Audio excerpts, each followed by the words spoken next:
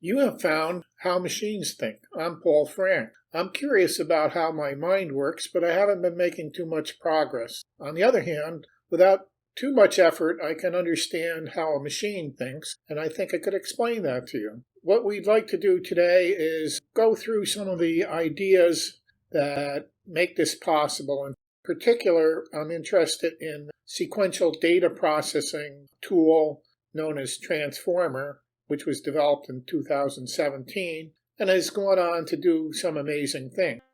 Let's start by understanding a little bit about our own brains and how they process information.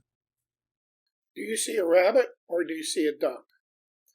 You can probably choose to see either in this image. Is it really true that we first see this as a duck or a rabbit? We see these features and we assemble them into something that we already know. This eye seems to serve as an eye in either image, but the ears serve as a bill if we're seeing a duck. If we're seeing a duck, this nose hole over here doesn't really serve any purpose on the duck, and we have to actively ignore it to make it into a duck. So my contention is that we are assembling these features into something, and then we get a flash of consciousness to map it to something that we know. That's the experience we have. But below our consciousness, we're really extracting features and assembling and making maps. Neurons form the basis of what we do with machine learning. The cell looks something like this. They were examined with optical microscopes around 1900, and there was some controversy as to whether or not they were one big cell or separate. And that was never really resolved until around late 40s when we had electron microscopes and we could actually image the synapse itself. The synapse is where a lot of activity happens, where we have ion channels. There's some conduction of ions across the synapse, and that's what we really model. On the other hand, when we determine how active a neuron is, we measure an action potential, which is how fast spikes that move down this axon. They can range from 10 times a second to 300 times a second when they're very excited, which isn't really a big range, and they're easily accommodated by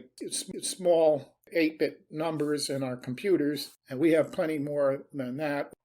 There are two types of synapses in the cell. They were called type 1 and type 2.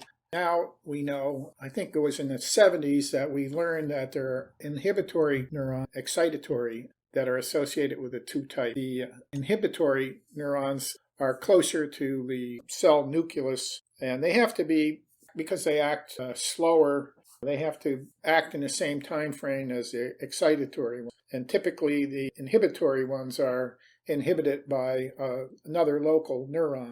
By 1952, all the details of how the synapses worked was worked out. A Nobel Prize in Medicine was awarded in 1963. It was a very complicated, nonlinear differential equation that described all the polarizations and membrane conductions and the ion channels. But in machine learning, all we really needed to do was make a very simple equation, which is basically a linear equation with a sensitivity and an offset.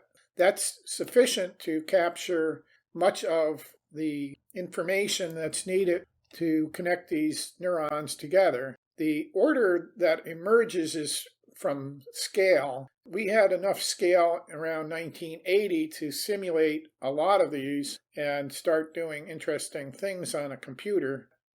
These diffusion tensor images blow me away. Each of these lines is a bundle of water containing probably 100 or so neurons, and they show how interconnected the brain is on a large scale. This is the whole brain that we're looking at.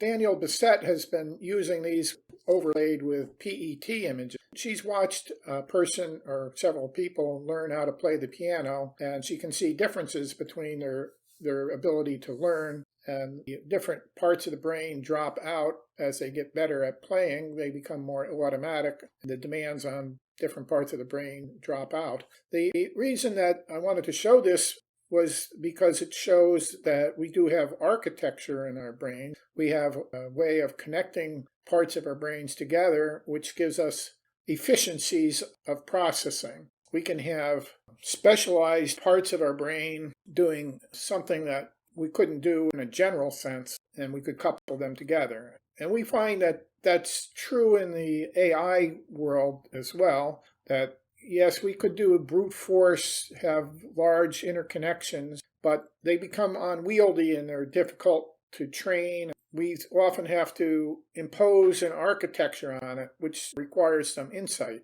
That has a downside in that we're imposing our will of how the structure should be, and we won't learn what other structures are possible.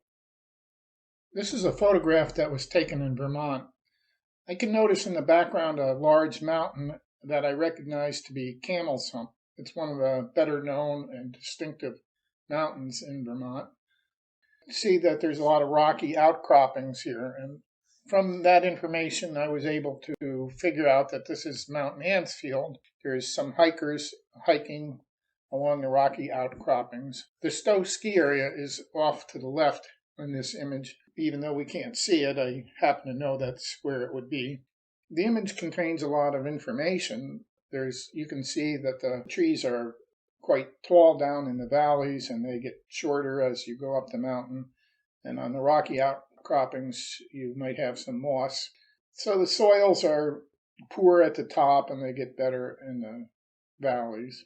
So there's a lot of information that you could extract from this photograph, but the information you could extract is specific to what you can see in the image. You can't really figure out what things are going on outside of the image. You couldn't tell there's a ski area or that Lake Champlain is to the right. So there's information, but it's very specific to the image. One way we could represent the information in the photo is to make a plaster casting.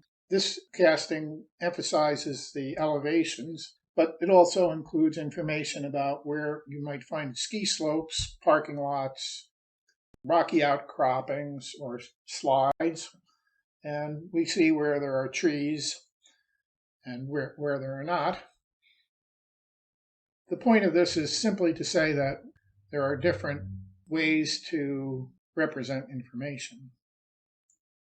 One way I could get the information from this plaster casting into a computer is to write down some numbers, like how far east do I have to go, and how far north do I have to go, and what elevation I have to go up. And I could put those three numbers in an array and put them in my computer, and I could make a big array of those. I could generate this map from that information.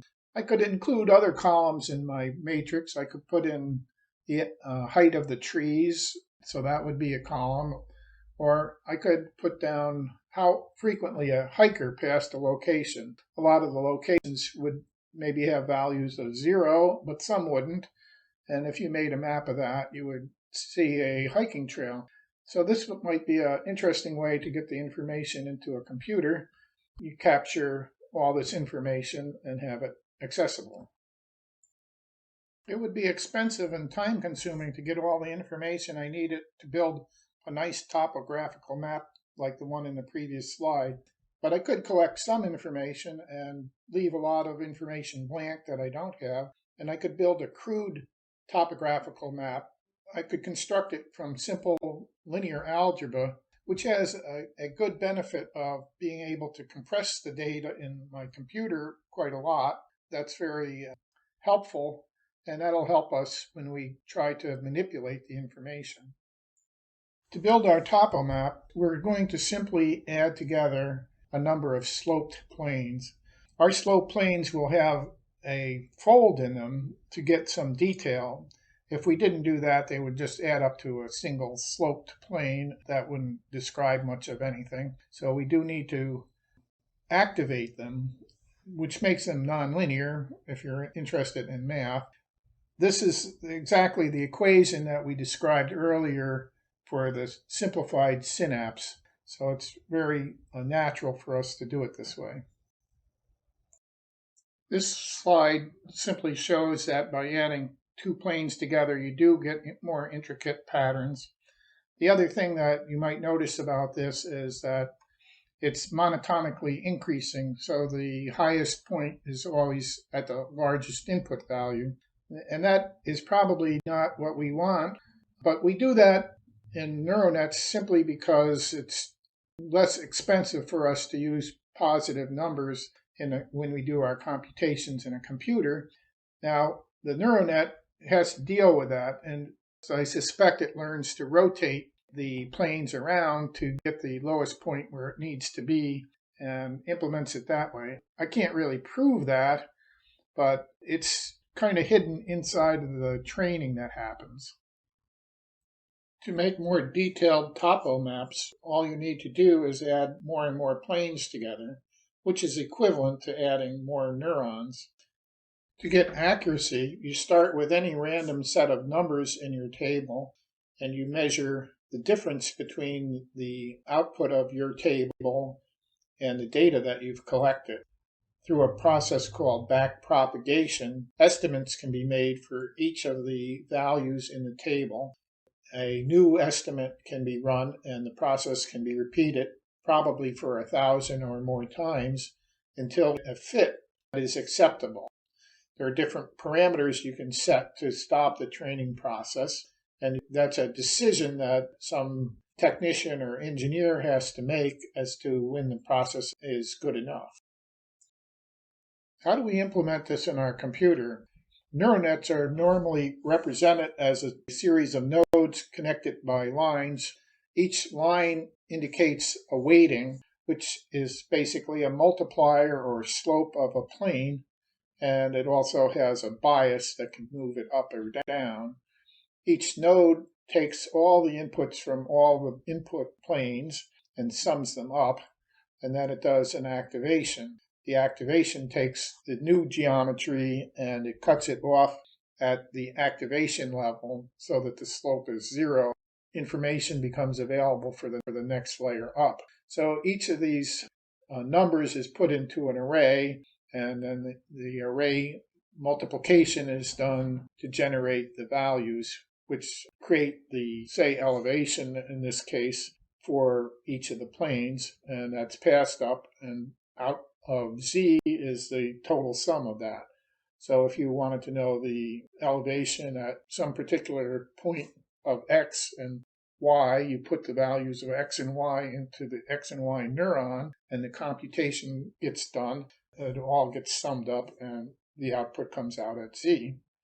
So one of the interesting things about doing it this way is that even if you haven't measured the elevation at any particular point, you can always make an estimate, and that estimate is as good as your training could provide. Let's take stock of what we've learned. When we have some information, we can put it into a computer as arrays of numbers. Those arrays of numbers can represent slopes and topographical maps. That these maps could be arbitrarily detailed and arbitrarily accurate if we were to train enough. But there are some problems that we might run into, and I want to discuss those next. In this slide, we have some data that's represented as black squares. Now, we could add enough neurons and do enough training that we could do a very good job of fitting all that data. That's an empirical solution. It would seem ideal if we only were interested in the data that we had measured. But we really do care about data that is outside of the range of what we have measured. In science, we would try to recognize that there are errors in the data, so we try to use fewer parameters to fit the data. So we find here that a sine wave fits the data quite well, and that only takes 4 parameters, and that will probably do a better job of generalizing this data outside of this range of data we've collected. In order to create better generalizations, the idea is to restrict the number of parameters that describe the information. And this was demonstrated very nicely in 2007 on the MIST data set, which is a set of handwritten numbers. The numbers were distorted before they were trained, the neurons were restricted to have fewer and fewer parameters. They were expanded back up. So you take a number, you distort it.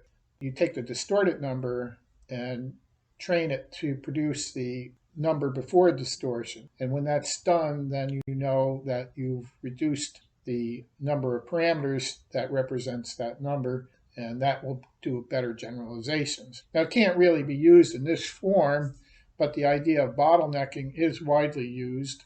One of the difficulties is we don't know exactly what the minimum number of parameters are that would do a good representation, which is also a problem in science. We never know when we've reduced the problem enough or if we've reduced it too much.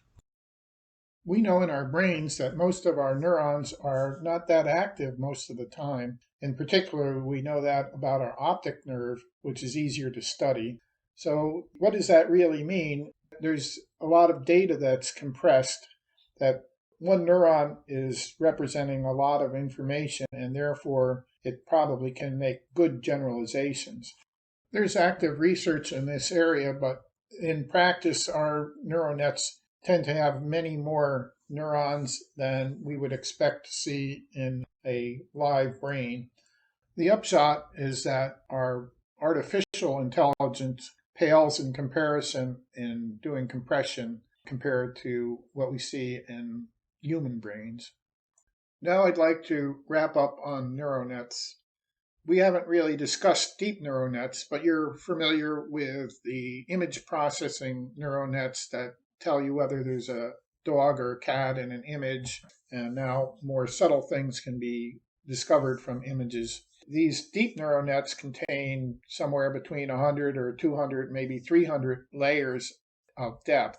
And as we discussed in our second slide with the rabbit and the duck, some of the information in those layers aren't easy for us to describe with our language. We can see here that there's layers where eyes or noses or ears could be identified, and that those could be arranged in another layer to form faces. But deeper down, there's other features that are extracted, but we don't really have language to describe that. That tends to put some people off from the nets. They feel that it's too mysterious. But our brains are also similarly mysterious. There's many things that we're processing as I speak. I'm saying words and using consonants and vowels, parts of speech, all sorts of information.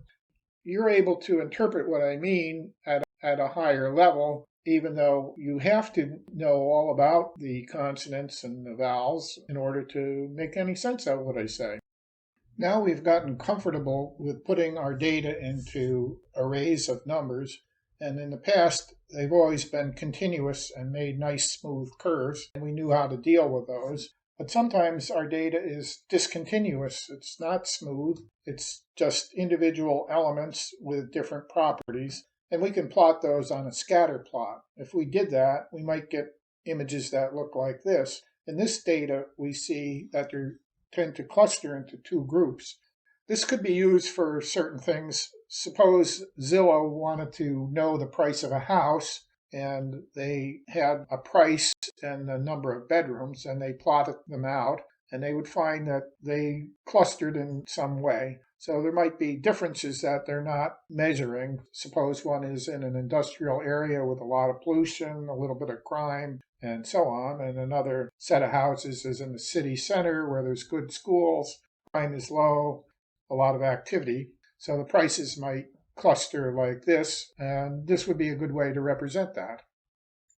We want to learn how a sequence of words can be constructed and meaning could be extracted from them. Before we can actually do that, we have to learn a little bit about how words are clustered. In 1957, a linguist came up with the expression, words are known by the company to keep. What that means is that if we look at any text, we find that words that have similarities tend to be close together physically in the text. If you look for bird and sky, you'll find them closer together than bird and dirt. If we constructed a map, we would put the bird and sky closer together than we would put the bird and dirt. So the way this was done is AI people hired a bunch of linguists. They would make assessments of the properties of words. They would have properties like sentiment, part of speech, and so on. And they only had a handful, maybe 5 or 6 parameters. And they would make their maps and they would try to arrange them in a way to create meaning based on these parameters. An important step was made when they automated this process. They had kind of training algorithm that would look through the text and find out the distance between words, and they would map it. But instead of mapping it on the 5 parameters or so that the linguists use, they let it map to a larger number. Typically, the number is 256 dimensions. Facebook has done some at 1024. It's a lot of text to look through, and it's a lot of trial and error to get them to fit together. Facebook's case, they spent around $1 million on electricity to do the training. Now, one of the important things to realize is that we have lost track of what these dimensions mean. We just know that the words are associated with one another by the distance they are from the text. And that's really all we know. So it's pretty mysterious, but it's effective. It's an empirical solution to the problem. If you look at the word embeddings generated by these automated tools, you start to see patterns. If you look at king and queen, you see that there's a similar distance and direction as there is between man and woman. And similarly, you see the same kind of relationship between the tense of verbs or the capital and its country. If you think about your IQ test, they might ask you A is to B as X is to Y, and you looked up on this word embedding, you could probably find the correct distance and direction and then look for a word in that location, and that would be a good guess, and you'd do well on your IQ test. In linear algebra, there's a function process that they call the dot product, and you can visualize what it does in this diagram here. If we have 2 vectors, you project the one vector onto the other vector so that it's orthogonal and perpendicular to the other one. You get a dimension or size, and what that tells you is that they share the same amount of information in the various dimensions. They're identical. They contain identical information at the degree of how much they overlap. It doesn't matter which way you do it, you get the same answer. But you know that the 2 vectors are related in the sense that they're telling you the same thing, but they're also telling you some information beyond what each one tells you.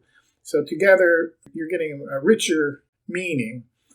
And if you apply that to a word cloud, then you're finding words that are really telling you the same thing, but they're giving you some nuance beyond what you had with just one word.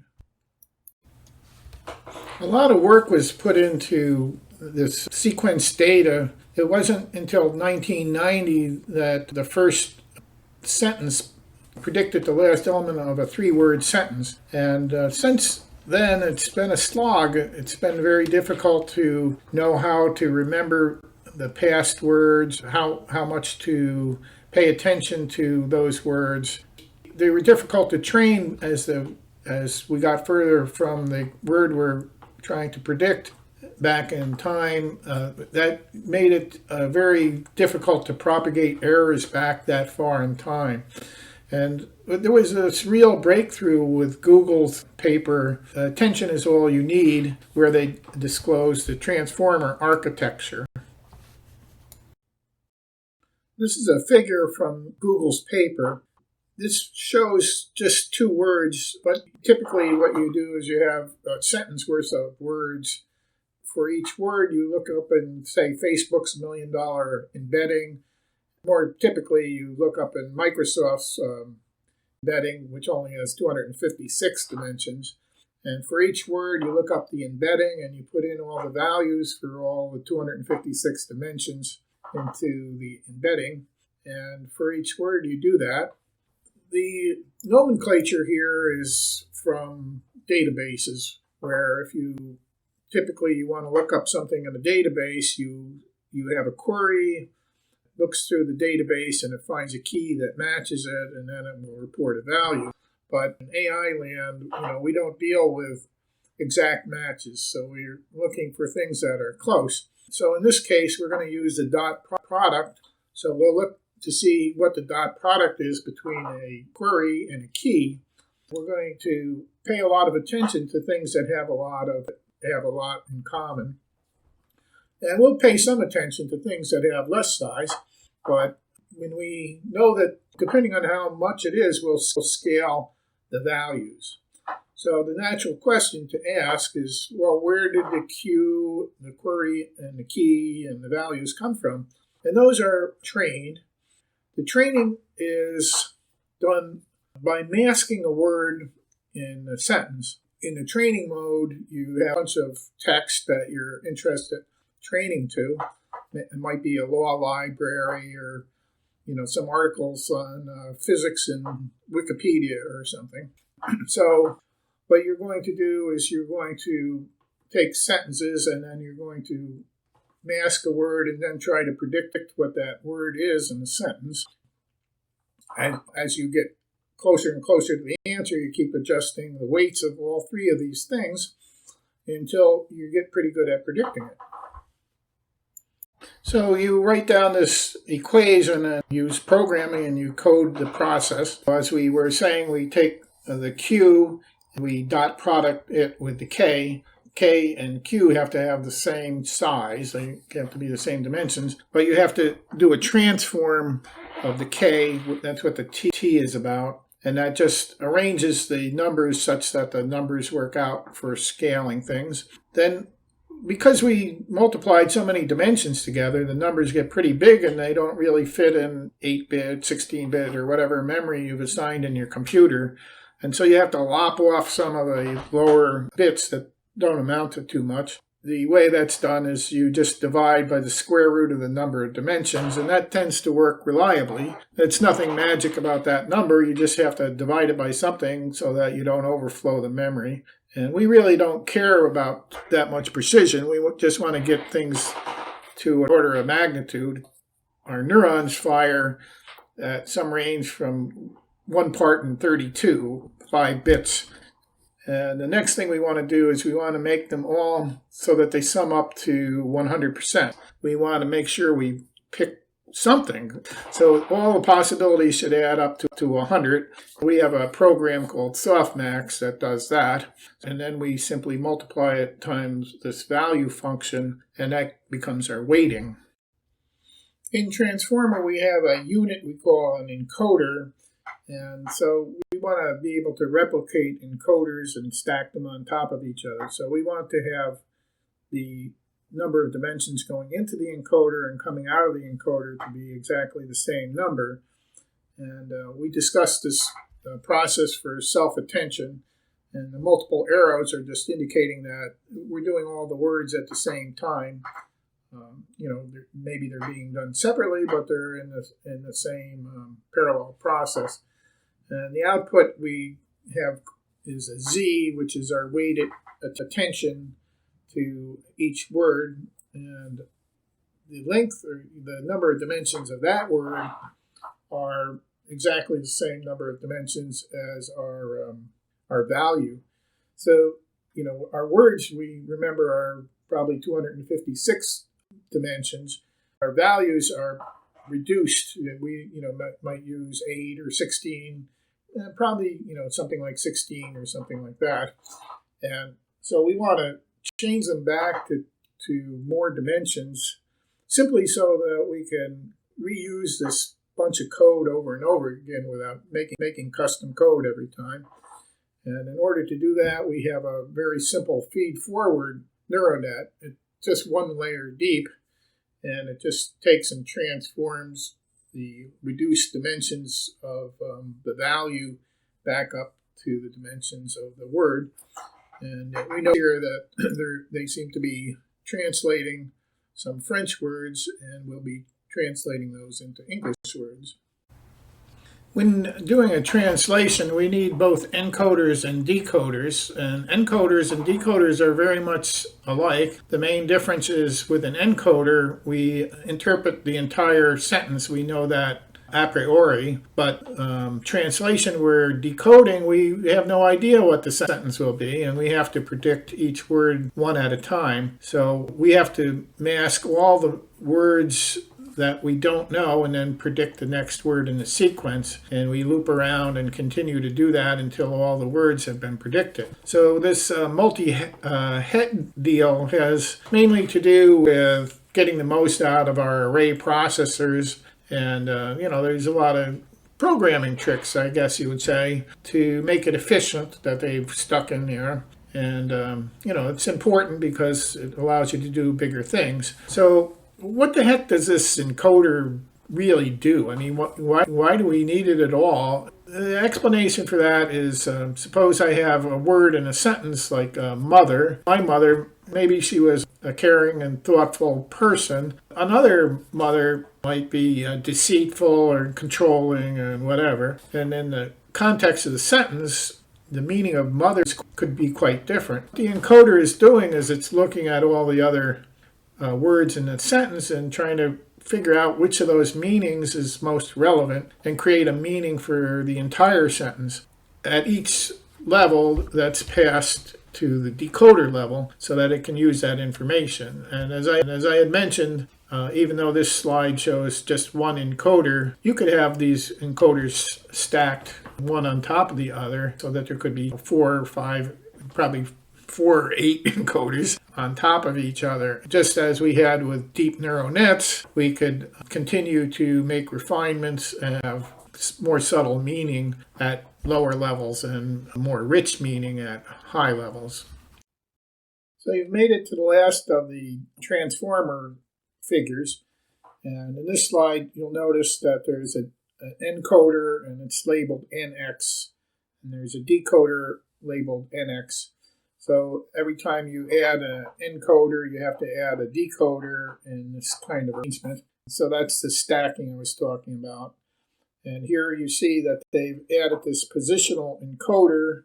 So that is a way to weight the embeddings relative to their position in the sentence. There's some clever things going on there which I've read about and I've forgotten. They had to do with a sine wave and a cosine wave. There's some distance based on that, and I don't remember why that's so mathematically beneficial. But the point is simply another multiplication of the embeddings that weights things by how close any particular word is to any other word. And so all the words are weighted based on their distance. This covers the 2 important points of paying attention to the right word, how close the word is to the word in question. Now, the other thing that's worthwhile to talk about is that we again run into this softmax here at the end of the decoding. That's the decoding process. That's again where we take and we weight all the outputs so that they add up to 100, and then we go and we look in our embedding table for English. We select the values that are appropriate, what they call one hot.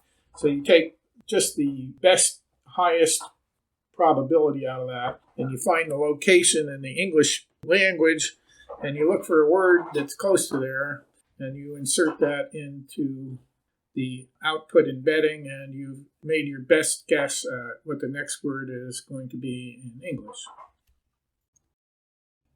The other thing to keep in mind is that, when you impose an architecture on these kind of AIs, it's a real boon in terms of quickly advancing in a particular area, but it also it restricts you to that area. If you're looking for more universal developments, they're not going to learn themselves when you're constrained to this architecture. This will probably suck some resources because it's so exciting and so beneficial and maybe profitable from other activities that might advance general or more universal artificial intelligence. It has the seeds of its own limitations in it. That's all I wanted to say. Well, that was 2017, and things haven't stayed stagnant since then. In 2017, no one could imagine that we might have an understanding at a molecular level of how our cells work. And that was because it took a year to figure out how proteins were folded. And there's only been a couple hundred proteins that were whose shape was ever analyzed. But in 2021, DeepMind has AlphaFold now, which is a not a predecessor, but an antecessor of the transformer. They're using that to make sequences of proteins and figure out how they're folded. They're doing that at about a rate of one protein a day. 5 or so years, most of the proteins that float around in our cells the shapes will be known, and we'll be able to figure out how they interact with each other, and maybe we'll make medicines, and we'll be able to determine what kind of side effects they'll have before we ever test them. So that would be pretty impressive. And Microsoft has something called Copilot now, which amazes me because what it's doing is just with the suggestion of a comment, just when you start coding, it will generate original code, look up code that's similar. You know, the coding is so specific. It's not like writing a story. It's got to be precise. So that's open source now, and you can get it on GitHub. For sure, you should review what they're suggesting to you and make sure it's doing what you want. But it's likely to be well written. It's all learned from the GitHub code. That's quite exciting. And then Microsoft, I believe, is licensing a form of a GPT-3, which is the story writing version, where you start writing some sentence and it completes a sentence that it seems like you should have written, modify it.